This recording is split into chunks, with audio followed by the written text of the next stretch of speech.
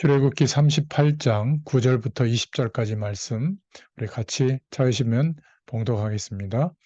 그가 또 뜰을 만들었으니 나무로 뜰의 남쪽에는 세마포 포장이 100규빗이라. 그 기둥이 스물이며 그 받침이 스물이니 노시요 기둥의 갈고리와 기름때는 은이며 그 북쪽에도 100규빗이라. 그 기둥이 스물이며 그 받침이 스물이니 노시요 기둥의 갈고리와 가름대는 은이며 서쪽의 포장은 50규빗이라. 그 기둥이 열이요 받침이 열이며 기둥의 갈고리와 가름대는 은이며 동쪽에도 50규빗이라. 문 이쪽의 포장이 15규빗이요 그 기둥이 셋이요 받침이 셋이며 문 저쪽도 그와 같으니 뜰 문 이쪽 저쪽의 포장이 15규빗씩이요 그 기둥이 셋씩 받침이 셋씩이라.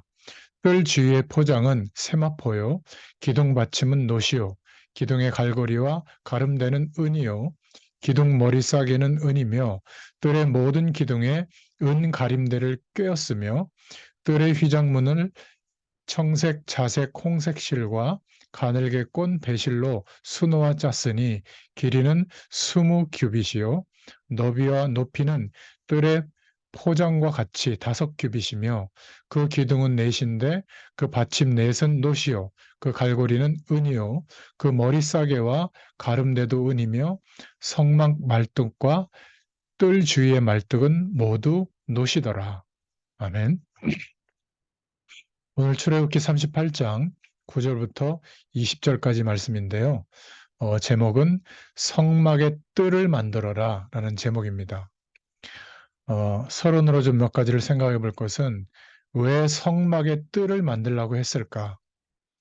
여러분, 이 성막의 뜰이 교회, 성전, 성전된 우리에게 굉장히 중요한 말씀이거든요. 성막의 뜰이 무엇이며 또 어떻게 만드는가를 한 주간 생각해 보시기 바랍니다. 이 출애굽기 38장 9절부터 20절에는 그 성막의 뜰에 대해서 굉장히 세밀하게 말씀하고 있는데 그 영적인 의미는 뭘까? 이것을 중요한 기도 제목으로 잡을 수 있기를 바랍니다. 이스라엘 민족이 가나안 땅을 간다고 하는데 40년이나 되었는데도 못 가고 있는 겁니다.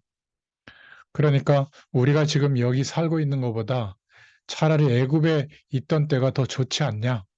또 어떤 사람은 아니다. 참자, 참고 가나안 땅으로 가자. 이런 혼란들이 막 일어나는 거예요. 이때 하나님께서는 계속 절기를 지켜라. 성막을 만들어라. 이렇게 계속 말씀하시는 겁니다. 하나님께서 왜 자그마치 40년 동안 계속 이 두 가지를 강조하고 실행을 시키느냐? 여기에는 중요한 이유들이 많습니다. 우리가 출애굽기를 읽어가면서 그러한 이유들을 계속 붙잡고 있는데 우리는 오늘 중요하게 성막의 뜰을 만들라고 하는 이 말씀 앞에서 질문을 좀 해봐야 됩니다. 나는 누굴까? 지금 하나님께서 이스라엘 민족들에게 계속 확인시키는 게 뭐냐면 너는 누구냐는 거예요. 나는 도대체 누굴까? 나는 지금 어디에 있는가? 그리고 나는 지금 무엇을 하고 있는가? 이 질문을 해봐야 됩니다. 여러분 인생이 긴 것 같아도 금방 지나갑니다. 오늘 하루가 1년이 되고 10년이 되고 50년이 되고 금방금방 그렇게 지나가거든요. 오늘 못한 것은 내일 하기가 어렵습니다. 그래서 오늘 꼭 해봐야 될 질문은 나는 누구냐는 거예요. 하나님이 이스라엘 민족에게 이 질문을 깨닫도록 계속 말씀하고 있는 겁니다. 나는 누구냐? 토레이라고 하는 선교사님이 있는데 선교하다가 친구 집을 갔다고 합니다. 예배를 드리는데 그 집에 식모 아주머님이 예배를 안 드리는 거예요. 근데 그 친구분이 하는 말이 저 사람은 절대로 예배를 안 드린다고 하는 거예요. 그때 이 토레이 박사님이 예배를 마치고 가면서 그 아주머니한테 선물을 하나 주겠다 이러니까 물어보는 거죠. 무슨 선물입니까? 그 토레이 박사님이 하루에 1분만 생각해 보시오. 나는 누구냐? 물어보라고 그렇게 말한 겁니다. 그 아주머니가 그게 무슨 선물이라고 얘기한 거예요. 근데 토레이 박사가 가고 난 뒤에 그 아주머니가 가만히 누워서 생각해 본 거예요. 자꾸 떠오르는 거거든요. 그 말이. 나는 누굴까? 나는 누구냐? 나는 식모다. 그 다음에 또 물은 겁니다. 나는 누구냐? 나는 남편도 없다. 나는 누구냐? 나는 가족도 없다. 계속 질문을 해본 겁니다. 그러니까 나중에는 이 아주머니가 눈물이 막 나기 시작한 거예요. 너무 많이 울어서 눈이 퉁퉁 부은 겁니다. 그 다음에 이 토레이 박사가 또 그 친구 집에 들렸는데 그 친구가 하는 말이 저 여자가 이상하게 됐으니까 원래대로 되돌려 놓고 가라고 이 토레이 박사한테 얘기한 거거든요. 그 여자분에게 이 토레이 박사님이 또 얘기했대요. 선물을 하나 더 주겠다. 이제 이 질문을 해보시라. 하나님은 누구십니까? 그래서 이 여자분이 이 질문을 또 계속했는데 이 여자분에게 인생의 답이 찾아졌다는 그런 얘기를 본 적이 있습니다. 여러분, 인간은 아무리 성공을 해도 우리 인간은 하나님을 만나야 됩니다. 하나님과 함께하는 축복이 뭔지를 알아야 돼요. 이거를 이론만 가지고 있으면 실제로 변화되는 것은 아무것도 없습니다. 정말 하나님이 함께하는 축복을 누려야 됩니다. 저희 교회에서 주일 오후 예배 때 이번 주일이 부활주일, 감사주일로 드렸잖아요. 그 오후 예배 때 예수님의 죽으심과 부활에 대해서 제가 말씀을 좀 전했는데 정말 그 말씀대로 인간은 반드시 하나님과 함께하는 축복을 체험해야 됩니다. 그런데 아무리 사랑스러운 강아지라도 개는 절대로 하나님을 만날 수가 없죠. 인간은 만물의 영장이기 때문에 반드시 영적 존재이기 때문에 영적인 축복을 받아야 됩니다. 하나님을 만나야 돼요. 아무리 영리한 짐승이라도 하나님을 절대 알 수가 없습니다. 하나님이 인간에게만 하나님을 만날 수 있는 축복을 주셨죠. 여러분, 어린아이들이 아주 어릴 때 아무리 좋은 옷을 입고 금팔찌를 해도 소용이 없죠. 이 어린아이는 엄마 품에 있을 때 가장 행복합니다. 인간은 마찬가지로 아무리 많은 조건 속에 있을지라도 하나님을 만나야 됩니다. 이런 가운데 하나님께서 이스라엘 민족에게 많은 광야의 시간을 통해서 딱 하나를 지금 알려주시려는 거예요. 광야에서는 이런 일 저런 일이 많이 일어나잖아요. 그러면서 하나님은 딱 한 가지를 알리시려고 하는데 그게 뭐냐면 내가 너희들과 함께 하겠다. 내가 너와 함께 하겠다. 그것을 알리는 겁니다. 저와 여러분이 하나님의 자녀로서 신앙생활을 하는데 불신자와 다른 점이 뭘까요? 그거는 하나님이 정말로 나와 함께 하시는 그 축복을 누리는 겁니다. 신앙생활이 안 되는 사람은 바로 이게 안 되는 거거든요. 그래서 응답을 못 받는다는 말은 하나님께서 지금 나와 함께 한다는 사실을 못 찾은 겁니다. 그래서 힘이 없는 거예요. 그래서 하나님께서 이스라엘 민족과 함께하는 방법 가운데 가장 중요한 부분을 알려주신 것이 성막입니다. 여러분이 오늘 하나님 앞에서 말씀을 들으시면서 하나님께서 말씀으로 그리스도의 이름으로 성령으로 나와 함께 하신다. 이 사실을 찾기 시작하면 굉장한 일이 일어납니다. 우리의 삶 속에서 하나님이 남겨놓으신 사람, 복음 때문에, 전도 때문에 남겨놓으신 그런 제자를 찾아서 큰 일을 하자는 게 아닙니다. 막 대단한 일을 하자는 게 아니라 하나님이 지금 나와 함께 하신다는 것을 알려주고 말해주는 겁니다. 지금 성공한 성공자들에게 진짜 필요한 것은 하나님이 함께 하시는 축복입니다. 어려움 속에서 감옥에 있는 사람에게 가장 필요한 게 뭐냐? 하나님이 함께 하시는 축복을 알려줘야 되는 겁니다. 나이가 들어가고 많은 일들을 끝내고 있는 분들이 가장 필요한 게 뭐냐? 하나님이 함께 하시는 축복을 후대들에게 전달해 줘야 됩니다. 하나님이 함께 하시는 축복을 말로는 설명하기 어렵죠. 나의 존재 이유가 바뀌고 그리스도로 말미암아 새로운 피조물이 된 우리가 어, 예수님이 십자가에서 죽으실 때 나의 옛사람도 죽었다고 하는 그 죽음에 대해서 정말 인정한다면 부활의 주님을 만나게 되는 겁니다. 죽지 않은 사람은 부활의 주님, 생명의 주님을 절대로 만날 수가 없습니다. 이해는 되더라도 나의 죽음을 인정해야 돼요. 그런데 아직도 내가 살아온 경험, 알고 있는 지식, 또 내가 형성해 놓은 삶의 틀 속에서 말씀을 듣고 있다면 언제쯤 나는 복을 받을 것입니까? 자꾸 이런 기대감만 있고 지금 와 있는 성령으로 함께 하시는 하나님에 대해서는 잘 모르게 되는 거죠. 그러니까 후대들에게 하는 모든 이야기들이 잔소리가 되는 겁니다. 하나님이 함께 하시는 축복이 나에게 실제가 되면 어떤 면에서는 말하지 않아도 전달이 됩니다. 우리는 기도 응답을 받는다, 못 받는다, 이런 소리 하면 안 됩니다. 기도 응답을 하시는 하나님께서 성령으로 함께하고 계시기 때문에 그렇죠. 자, 그래서 오늘 본론으로 첫 번째로 성막의 뜰을 만들라고 하는 이유가 무엇일까요?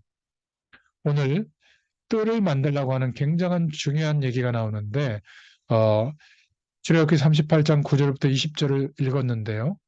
어마어마하게 그 뜰에 대해서 이렇게 만들라고 하고 있죠.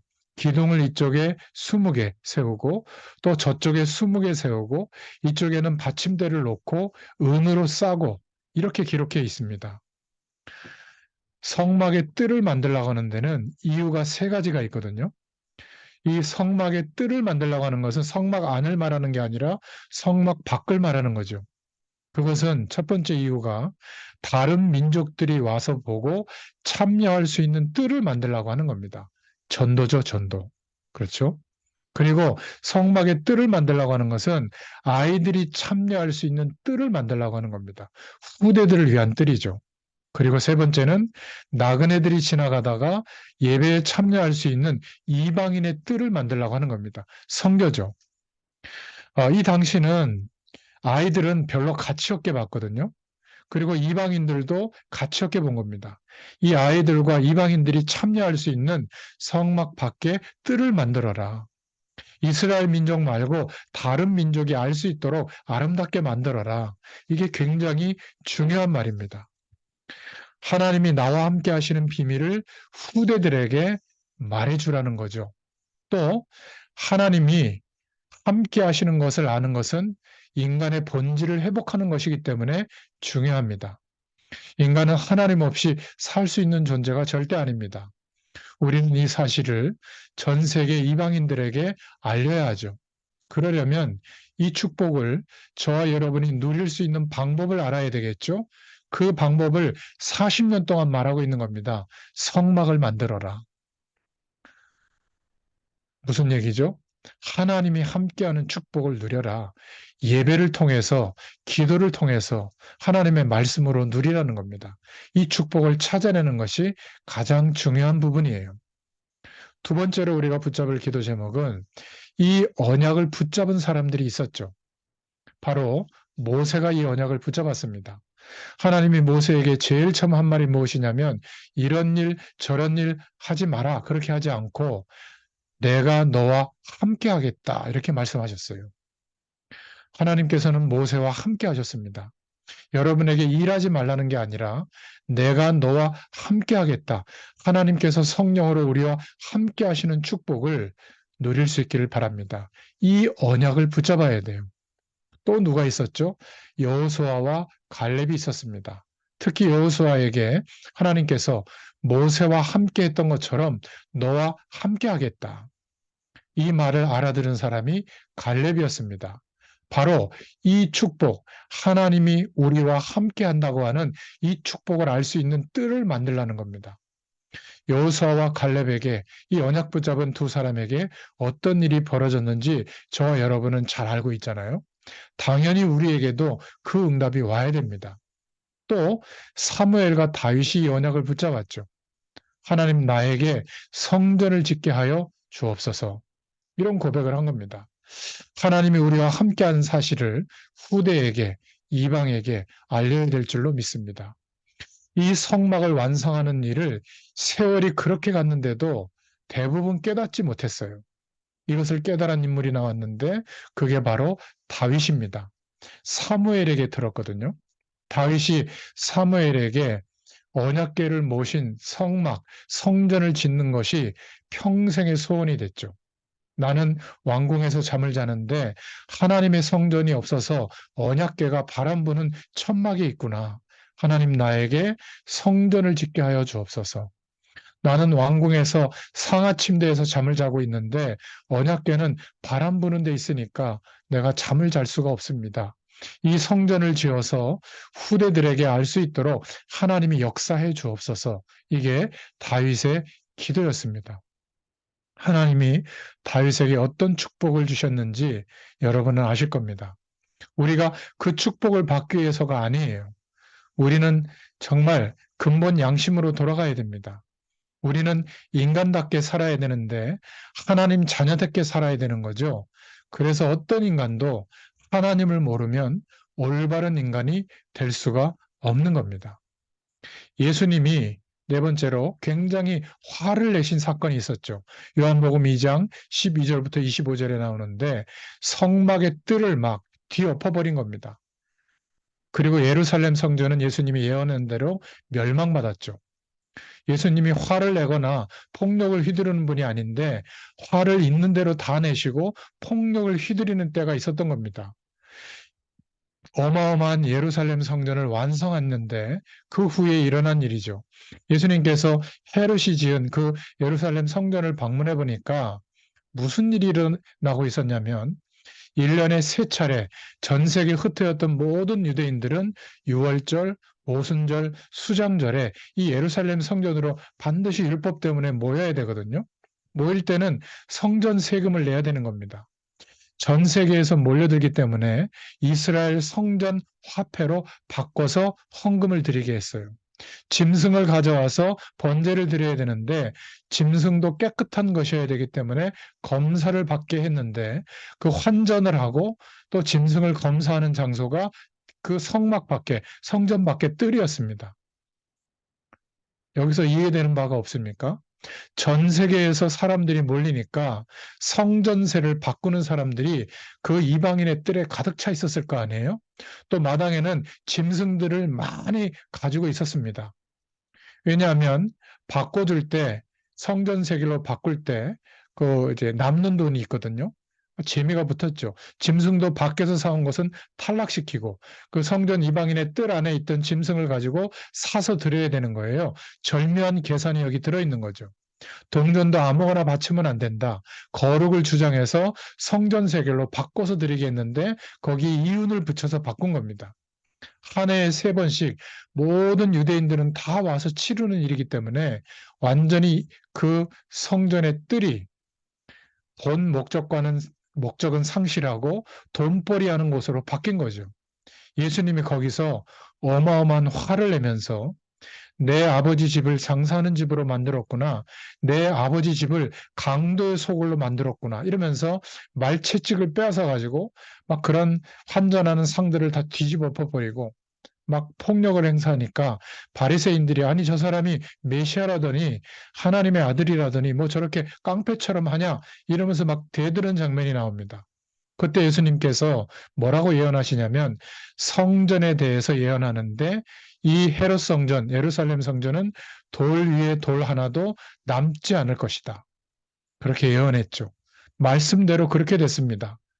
주후 70년경에 로마가 쳐들어와서 예루살렘 성전을 완전히 무너뜨렸죠. 지금 이게 2000년이 지났는데요. 아직도 회복되지 않았습니다. 거기는 유대교의 성지고 모슬렘의 성지고 또 기독교의 성지거든요. 그래서 그거를 차지하려고 어마어마한 전쟁이 벌어졌는데 협정이 맺어져서 누구의 땅도 되지 않도록 그렇게 지금 버티고 있는 겁니다. 막강한 중세교회가 그것을 회복하려고 몸부림을 쳤는데 절대 회복하지 못했습니다. 예수님께서 회복되지 않을 것이라고 말씀하셨거든요. 회복되는 날은 세상이 끝나는 날이라고 했습니다. 옛날에 중세교회가 막강해서 그것을 찾으려고 빼앗으려고 안 되니까 전쟁을 약 100년간 일으켰는데도 못 찾았어요.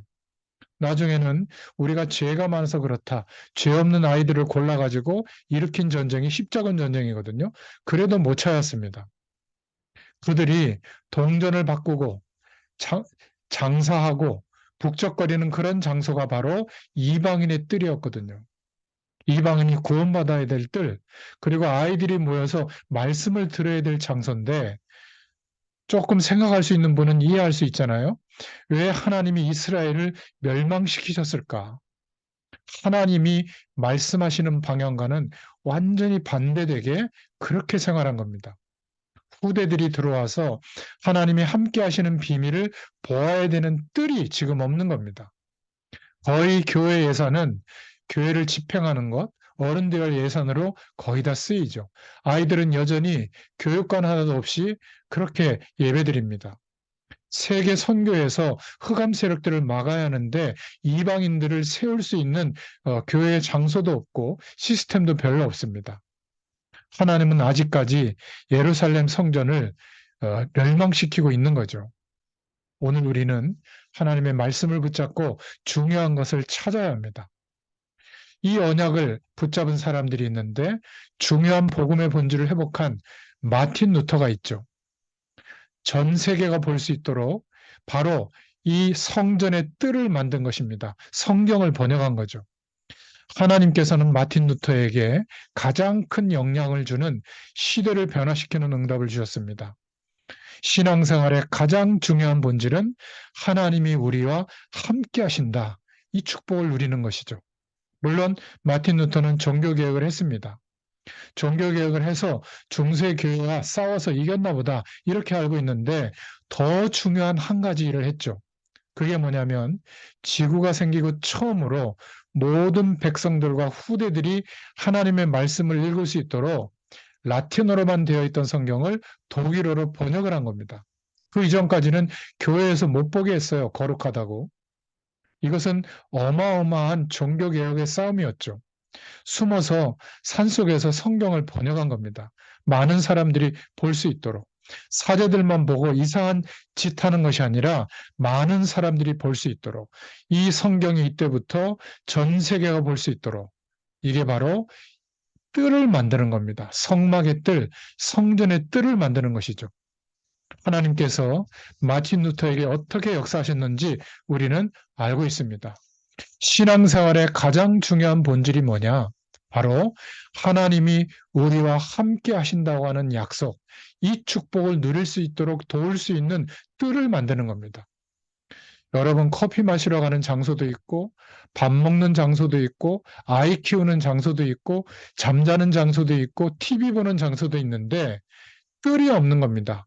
아이들을 복음의 말씀으로 지속적으로 세우는 뜰, 이방인들을 복음 안에서 세울 수 있는 뜰, 선교할 수 있는 뜰 없어요. 40년, 50년, 60년, 80년을 살아도 내 삶의 요소요소에 단골 맛집도 있고 미용실도 있고 뭐 아이들 교육하는 장소도 있고 다 있는데 이 성전의 뜰을 잃어버린 겁니다. 그렇죠? 초대교회는 모이는 성전도 있었지만 모든 집에서 이 성막의 뜰을 다 가지고 있었거든요. 여러분 이 축복을 회복하라고 계속 성막을 회복해라. 오늘은 성막의 뜰을 회복해라. 자, 그렇다면 세 번째로 실제로 하나님이 나와 함께 하심을 어떻게 전달해 줄 수 있을까? 첫 번째로 새 절기의 근본을 찾아내야 됩니다. 지금도 똑같아요. 영적 의미는. 양의 피를 발라라. 그리스도로 말미암아 우리는 하나님을 알 수 있게 됐죠. 우리가 이 사실을 믿었다면 이제는 세상 속에서 살아가지만 성령 하나님께서 모든 것을 인도하시는 오순절의 축복을 누리라는 거예요. 성령으로 역사하시면 되는 겁니다. 그리고 우리는 이 땅에다가 뭔가를 자꾸 남기려고 하는데 허송세월하는 겁니다. 우리는 천국 배경을 기대하고 이 땅에서도 하나님이 함께 하시는 그 축복을 누리는 겁니다. 그게 수장절의 축복이죠. 우리의 인생길은 광야의 길을 걸어가는 이스라엘 백성과 같아요. 하나님이 나와 함께 하시는 사실을 알고 후대들에게 말해줘야 될 줄로 믿습니다. 이게 광야의 기적을 체험하는 삶의 내용이에요. 두 번째는 실제로 하나님이 나와 함께 하시면 어떻게 전달해 줄 것인가? 그 비밀이 바로 성막입니다. 예배를 통해서, 성전을 통해서 하나님이 함께 하시는 축복을 우리 후대들에게, 우리 민족에게, 다른 사람에게 전달해 줘야 됩니다. 이게 성막을 누리는 거예요. 많은 교회들이 이상하게 바뀌어가죠. 그럴 필요가 없는데 많은 교회가 이상한 힘, 교권으로 흘러가고 또 주의 종들이 직업으로 바뀌어져 갑니다. 현장에는 사람들이 전혀 임마누엘의 축복을 못 누리는데 가서 지속적으로 말씀 전달을 안 하고 있어요. 그냥 견고한 성 안에서 예배당 안에서만 잠깐 설교하고 맙니다. 그러니까 지금 성도들이 세상 사람들이 볼 때 아무런 영향을 주지 못하는 성도들로 바뀌고 있는 겁니다. 어떤 면에서 우리가 교회 안에서 성공할 필요는 없죠. 교회 안에서 교파다, 교권이다 나타낼 필요가 없는 겁니다. 지금 표시를 안 내고 있지만 많은 연예인들, 또 체육인들, 많은 지성인들, 성공한 사람들이 평생을 열심히 살면서 결국은 어려움 가운데 있는데 그들에게 하나님이 함께 하시는 축복을 말해줄 수 있어야 됩니다. 그게 바로 교회예요. 그게 바로 성도입니다. 이 축복을 찾아 누려야 하는데 이것이 바로 뜰을 만드는 겁니다. 성막의 뜰. 전도자로서 살 수 있는 삶을 도와주라는 겁니다.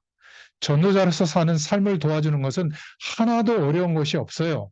모든 사람이 어려움 중에 있는데 이 부분을 이해만 해주면 돼요. 이해해주고 복음 전해주면 됩니다. 성공한 것처럼 보이지만 많은 사람들이 하나님 밖에서 어려움 중에 있거든요. 그 부분을 이해해주면 됩니다. 우리 후대들이 부모에게 자기의 속 얘기를 거의 다 얘기 못합니다. 어려움 당하고 있거든요. 외국이나 한국이나 똑같아요. 공부, 일, 성공 미칩니다. 어렵습니다. 부모에게 말 못합니다. 그들을 이해하고 조금만 도와줄 수 있다면 그게 바로 전도자로서 삶을 살도록 만들어주는 겁니다. 그렇게 해서 이들이 하나님이 함께 하시는 증거를 보도록 만들어줘라. 그게 성막의 뜰을 만들어야 될 이유입니다. 우리는 한 가지 더 기억해야 돼요. 이 일을 우리가 해야 되는데 내 인격 때문에 중단될 수 있는 겁니다. 이 일을 하다 보면 나의 잘못된 계산 때문에 이익을 추구하다가 중단될 수 있습니다. 이 일을 하다 보면 나의 성격, 성품 때문에 중단될 수 있습니다. 이 일을 계속 하기만 하면 되는데 나의 어떤 부족 때문에 중단될 수가 있어요. 그것만 찾아내면 돼요. 그러면 많은 사람을 살릴 수 있습니다. 여러분, 어떻게 우리는 하나님이 나와 함께 하시는 것을 알 수 있는가? 새 절기의 축복을 실제 예배에서 찾아내라. 성막의 축복을 하나님이 나와 함께 하시는 비밀을 실제로 찾아내라. 그리고 마지막으로 그냥 두지 말고 이런 축복을 누릴 수 있는 뜰을 만들어서 우리 후대들에게 지금 죽어가는 사람들에게 알도록 만들어줘라. 거기에 가장 중요한 키가 뭐죠? 하나님이 당신과 함께 할 것이다. 하나님을 모르는 불신자들은 무슨 소리냐고 하지만 하나님이 당신과 함께 하신다. 어떤 사람은 나는 하나님을 안 믿는다. 나는 내 자신을 믿는다. 이렇게 말하는 사람이 있는데 정말 어리석은 인간이죠. 여러분의 후대들과 어려움 당하는 많은 사람들에게 답이 뭐냐? 오늘 꼭 붙잡으세요. 하나님이 너와 함께 하시는 것이다. 여러분의 소중한 후대들 자녀들이 하나님이 함께 하시는 비밀을 가지고 세상을 정복하고 살리러 가는 겁니다. 그것을 만든 것을 보고 뜰을 만든다. 이렇게 표현한 거예요. 그 뜰에서 아이들이 예배하는 겁니다. 그 뜰이 이방인이 예배하는 거죠. 이 뜰을 만들고 이 뜰의 축복을 누린 크로스비 여사 잘 아잖아요. 나는 이제 소경인데 그런데 보지 못하기 때문에 더 좋다. 오히려 그것은 하나님이 함께 하시는 축복을 누릴 시간이다. 이래서 고백한 찬양의 가사들이 나의 갈 길 다가도록 예수 인도하시니 그의 사랑 어찌 큰지 말로 할 수 없도다. 나의 생명 되신 주 주님 앞에 나아갑니다. 이 크로스비는 얼마나 길 가는 게 어려웠던지 찬송을 전부 길 가는 것 그런 내용으로 불렀어요. 소경이니까. 그런데도 이 크로스비는 고백하기를 눈 안 열려도 좋다고 했습니다. 여러분, 이 정도의 신앙인으로 세워지도록 우리가 도와야 될 줄로 믿습니다. 안희숙 사모님도 이렇게 고백했죠. 나는 불 가운데로도 갈 수 있고 물 가운데로도 갈 수 있다. 왜냐? 거기도 하나님이 나와 함께 계시기 때문이다. 또 모리스라는 사람이 이렇게 찬송했습니다. 고난 내용은 편히 쉴 것과 풍랑이 일어도 괜찮다. 주의 영원하신 팔이 나와 함께 하신다. 세상 친구가 나를 버렸다 해도 괜찮다. 주의 영원하신 팔이 나와 함께 하신다. 내 믿음이 연약해질 때도 괜찮다. 나는 능치 못할 일이 주께 없음을 안다. 주의 영원하신 팔이 나와 함께 하신다. 여러분, 하나님이 함께 하신다는 말이 희미한 공상이 되어지면 곤란한 겁니다. 하나님이 함께 하시는 축복을 누릴 수 있는 이 뜰을 찾고 만들어야 될 줄로 믿습니다. 한 주일 동안에 성막의 뜰, 성전의 뜰을 생각하면서 중요한 신앙 고백을 드릴 수 있기를 예수님의 이름으로 축원드립니다. 기도하겠습니다. 하나님 감사합니다. 지금도 주의 말씀으로 함께 하시는 하나님께 감사를 드립니다. 그리스도를 보내셔서 우리의 모든 문제를 해결하신 하나님께 감사를 드립니다. 지금 구원받은 우리에게 성령으로 함께 하신 하나님께 감사를 드립니다. 어떤 어려움 속에 있을지라도 우리 후대들이 또 우리 믿음의 사람들이 일어설 수밖에 없도록 이 믿음을 주시옵소서. 어떤 상황 속에서도 승리할 수 있도록 하나님이 함께 하시는 응답을 허락하여 주시옵소서. 혹시 힘이 약한 자가 있다면 능력으로 함께 하시는 하나님을 알게 하여 주옵소서. 병든 사람이 있다면 이 시간 치유하시는 하나님의 역사를 아는 축복의 시간이 되게 하여 주옵소서. 기도하는 시간에 모든 문제가 해결되는 역사가 일어나게 하여 주시옵소서. 예수 그리스도의 이름으로 간절히 축복하옵고 기도하옵나이다. 아멘. 감사합니다.